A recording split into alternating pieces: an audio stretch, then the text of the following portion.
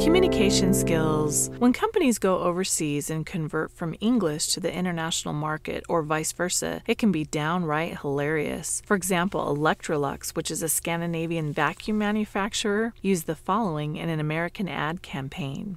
"Nothing sucks like Electrolux." Needless to say, it was pulled after 2 days. In Chinese, the Kentucky Fried Chicken slogan, "Finger licking good," translated as, "Eat your fingers off." When General Motors introduced the Chevy Nova in South America, it was unaware that Nova means it won't go in Spanish. After the company figured out why it wasn't selling, they changed the name to Caribe for its Spanish language markets. Ford had a similar problem when the Pinto flopped. The company found out that Pinto was Brazilian slang for tiny male genitals. Communication, or rather miscommunication, can be a pretty big source of stress. What percent of the average person's waking day is spent communicating in some form? A quarter, a third, half, or 3/4? The average person spends 3/4, or roughly 75% of his or her waking day communicating in some way. So over a lifetime, communicating with others takes up a huge portion of our lives. Yet how many of us receive some type of education or training on how to effectively communicate and how to effectively resolve conflict? As I mentioned in a previous lecture, in many cases, we learn stress management skills in general from our parents. More specifically, we learn communication skills from our parents. In fact, poor communication skills, especially ineffective conflict resolution skills, are often handed down from generation to generation. Our patterns of communication are not just influenced by our parents or caregivers when we were children, but also by our culture in general. It's thought that Americans typically tend to be indirect compared to other countries. Obviously, there are differences in communication throughout the different regions of the U.S. For example, those on the East Coast may be more direct than those on the West Coast, but generally speaking, it's thought that Americans need to be more direct. Miscommunication results when people, even within the same culture, are indirect, or when they're too direct. We've all grown up in different homes with different families, with different ways of communicating and different ways of resolving conflict, which often results in miscommunication, which often results in stress. The importance of learning and practicing good communication skills is illustrated by the fact that lack of effective conflict resolution skills is cited as the most common reason for violence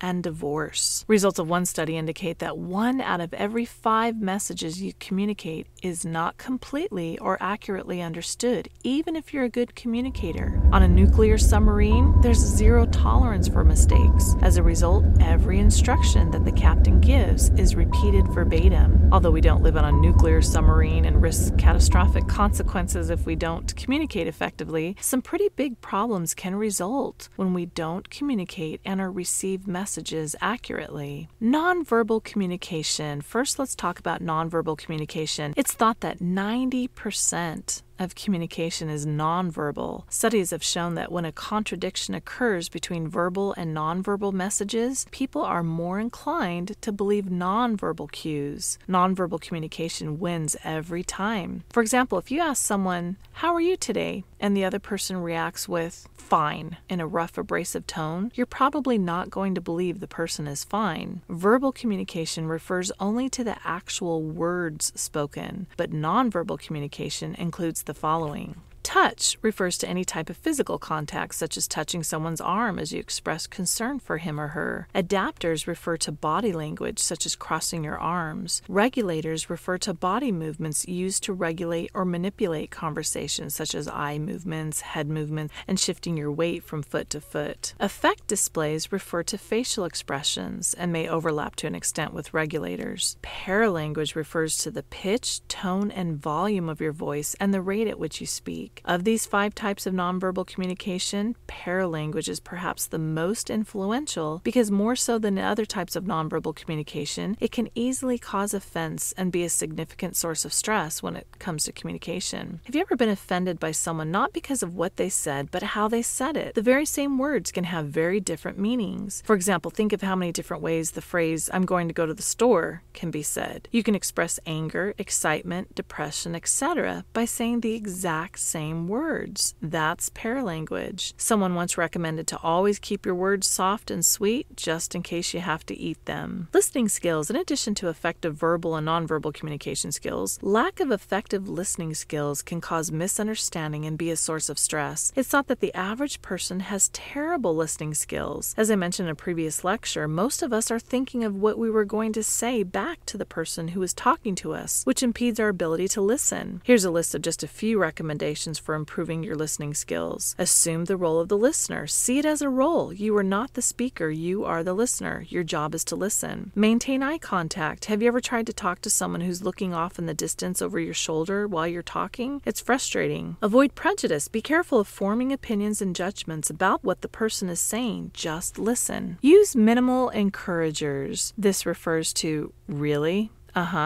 Have you ever talked to someone on the phone and you haven't heard anything in a while, so in the middle of your sentence you ask, "Are you there?" Be prepared to paraphrase. Listen to someone as if you're going to paraphrase what they said when they're done talking. It's amazing how much better you listen. Conflict resolution. We could come up with a big old long list of reasons why people don't get along. There are differences in communication styles between males and females, between individuals among different cultures, between individuals who grow up in different environments, between individuals with different personalities, etc. So what do we do about these communication differences, especially during conflict? Because conflict is the one aspect of communication that causes the most stress. In other words, how do we communicate more effectively during conflict? Conflict resolution styles. Before I offer some suggestions for how to deal with conflict, let's talk about some conflict resolution styles. Some of you may use a combination of these styles depending on the type of conflict or the person with whom you're having a conflict, but most of us have a predominant style that we typically exhibit. The competing style. The competing style of conflict resolution is aggressive and assertive. This type of conflict style tends to occur without concerns for others' opinions. The avoiding style. The avoiding style tends to avoid conflict altogether. The person who uses this style tends to leave situations and conflicts unresolved. The compromising style. The compromising style is cooperative and compromising at the same time. This style helps to find common ground and find solutions to problems that satisfy everyone. The collaborative style. The collaborative style is also cooperative and assertive at the same time, but actively seeks to find a resolution that is seen as a win for both sides. The accommodating style. With the accommodating style, a person puts aside their own needs and concerns in favor of others. Below are my top recommendations for avoiding stress that results from conflict and/or miscommunication. Positives outweigh negatives. Whenever you have a bone to pick with someone, make sure that your positive statements outnumber your negative statements. Some experts recommend that you say 2 positives for every negative, but others agree that it should be more like 5 positives for every negative. The point is that your positive comments should outweigh or outnumber your negative comments or criticisms. One recommendation is to use the sandwich approach, where you start off with something positive, which represents a piece of bread, then provide constructive feedback, which represents the meat, then end with another positive or another piece of bread. Dr. John Lund, a professor of marriage and family therapy at Brigham Young University, relayed the story of a woman who had almost lost her children in a divorce because the judge heard a recording of her screaming at her kids. The judge determined that she was an unfit mother after listening to only a few minutes of the recording because it was so bad and considered to be emotional abuse. Dr. Lund challenged her to refrain from saying anything critical for 1 week. After a week, she came back to see him in tears because she found it so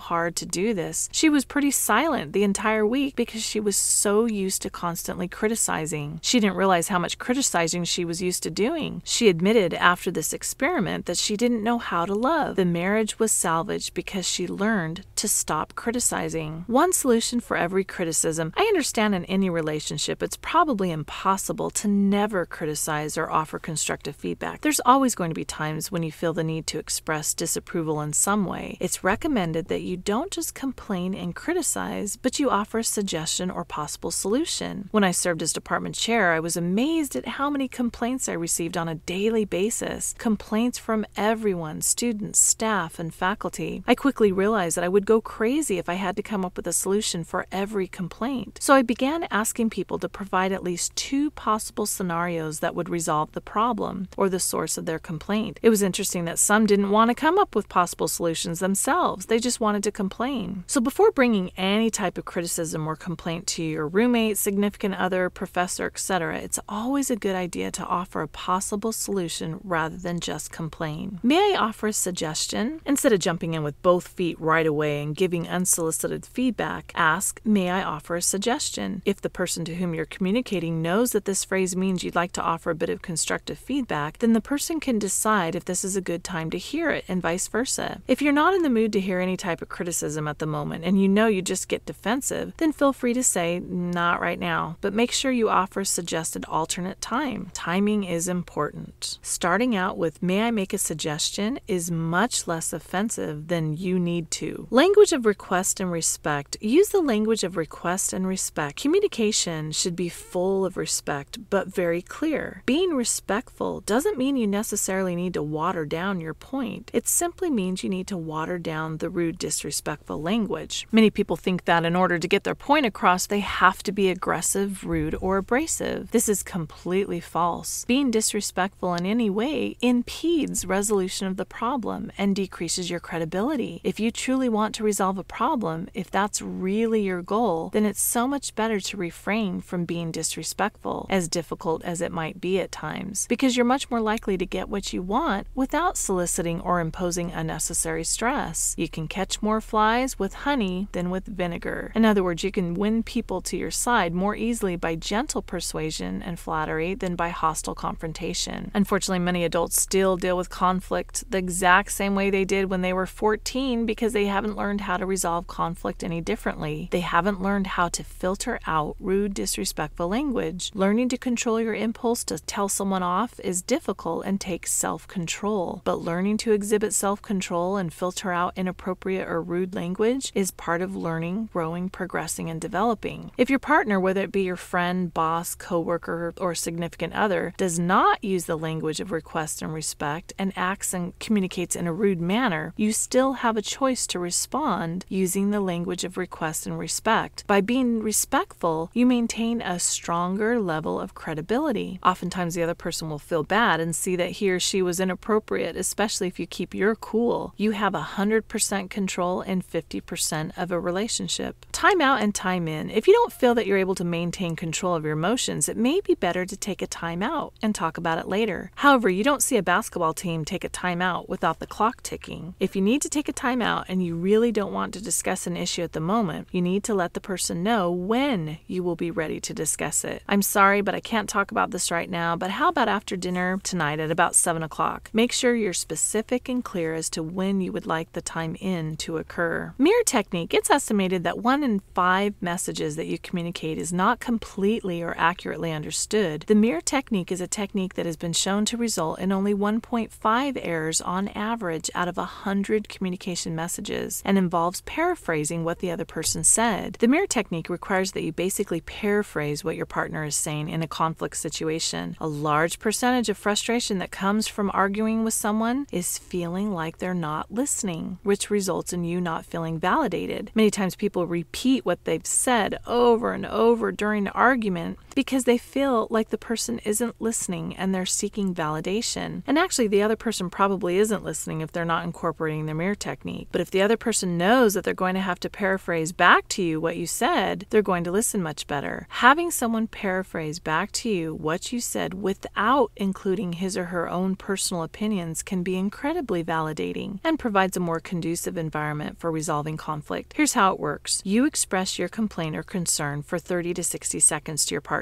Definitely no more than 1 minute at a time, or else it's difficult for the person to paraphrase what you said because they can't remember everything. If you're not able to get everything out in 60 seconds, you can speak again in a minute, but it's important to only complain to the other person for no more than 1 minute at a time to prevent the other person from tuning you out. Sometimes it's much less than a minute. For example, I'm really frustrated because you ate all my ice cream, or whatever, you fill in the blank. Then the person paraphrases back to you what you said, includes their interpretation of your feelings, and ends with, is that right? So what I heard you say is that you don't like it when I eat your ice cream, and you seemed pretty irritated when I do this. Is that right? If you need to clarify, do so at that point. Yes, Yes, I'm frustrated that you ate my ice cream, but I want to make sure you understand that the real reason I'm so frustrated is this is the 8th time that you've done this, and I've asked you not to do this several times now. I feel like you disregard and disrespect my feelings. Then your partner needs to paraphrase again until he or she gets it right. It's important that the paraphraser does not include any of his or her opinions while in the paraphraser's role. So what I heard you say is that you don't like it when I eat your ice cream, and you seem pretty irritated when I do this, but you ate my ice cream before and I didn't get mad at you.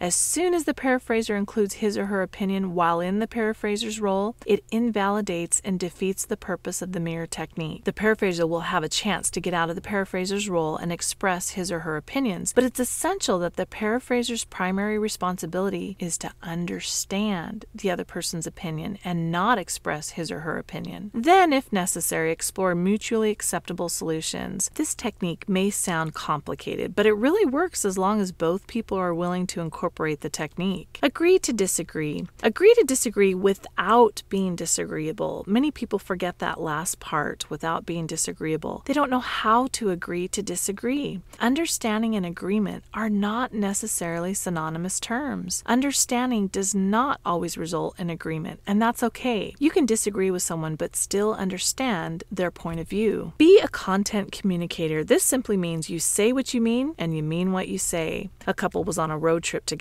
out in the middle of the desert with the windows rolled down. The woman says to the man, "It's really hot, dear," because she wanted him to turn on the air conditioning. The man, thinking he was being an empathetic listener, says, "Yeah, it really is," and they drive on. She was horrified that he didn't turn the air conditioner on. She thought she'd give him one more chance. They were driving out in the middle of nowhere when the woman sees a convenience store up ahead. She says to the man, "Honey, I'm really thirsty." In her mind, if he doesn't stop, she thinks, he doesn't love me. He never cared. He was tried and convicted in the court of her mind. She thinks that she shouldn't have to tell him. He should know her well enough to read her mind. She believes if you have to ask, it doesn't count. A content communicator would say, "Can we stop so that I can get a drink at the 7-Eleven up ahead?" There are no expectations of someone being able to read your mind. Doesn't it make much more sense and save time and energy to simply say, "Let's stop at the convenience store so I can get a drink," instead of, "Honey, I'm really thirsty"? Stephen Covey has said, we create many negative situations by simply assuming that our expectations are self-evident and that they're clearly understood and shared by other people. Even though other people may play a role in your stress levels, having people in your life is not only inevitable, but it's actually healthy. Lack of social contacts was found to be a stronger risk factor for colds than smoking. It was also found to be a stronger risk factor for colds than low vitamin C intake or even elevated stress hormones. Researchers say that interacting with a broad array of individuals likely tempers a person's physical response to stressful situations. So it's good to have people in your life, but sometimes, yes, it can be frustrating. The supplemental video for this lecture is called Conflict Resolution